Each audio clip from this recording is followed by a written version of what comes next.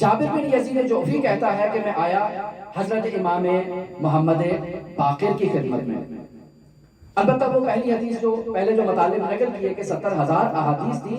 جابر آتا ہے کہتا ہے کہ یا اپنا رسول اللہ آپ نے مجھے ایک مشکل میں مبتلا کر دیا، اتنی احادیث میرے سپرد کر دی ہیں اور پھر میں قیامت تک انہیں بیان کرنے کی اجازت بھی نہیں رکھتا ہوں. مولا ان احادیث نے میرے سینے کو تنگ کر دیا ہے، بتائیں کیا کروں.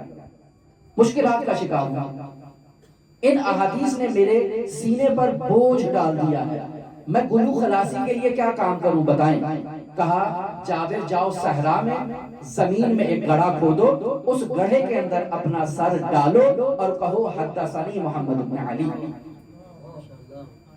اور ان احادیث کو اس گڑھے کے سپرد کرو، بعد میں دوبارہ اس کے اوپر مٹی کو ڈال دو. یہ امام محمد باقر نے جابر بن یزید جوفی کو بتایا علاج کہ اگر آپ کے پاس کوئی راز موجود ہے اور آپ کا سینہ اس راز کو تحمل کرنے کی صلاحیت نہیں رکھتا تو کیا کریں، جائیں باہر کسی صحرا میں کسی بیابان میں زمین کے سپرد کر دیں. حضرت سید الاوصیاء کے متعلق ملتا تھا کہ وہ کنویں کے سپرد کیا کرتے تھے. جابر تم جاؤ اور زمین کے سپرد کرو.